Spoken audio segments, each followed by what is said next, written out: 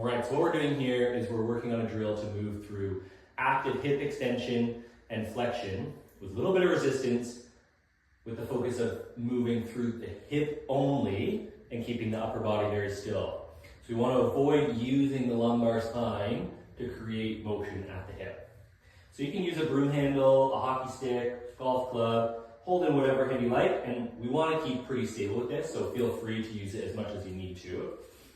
And then starting in this position with the hip in relative extension, we're going to pull through the hip into as much flexion as we can tolerate, and then slowly let the hip come back into extension, and then repeat. Keeping the torso nice and tall, and the hips moving at the hips rather than at the spine. Once we've done a couple of those, we're going to move through that a little bit faster, working on this kind of continuous motion at the hip. We'll have a little bit more motion through the spine with this, just by default of moving quicker, but working on really trying to keep as much motion at the hip as we can.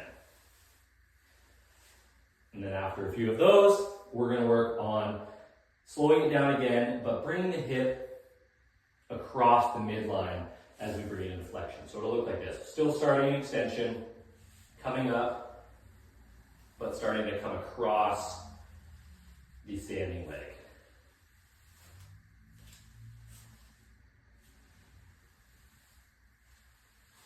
Just like that.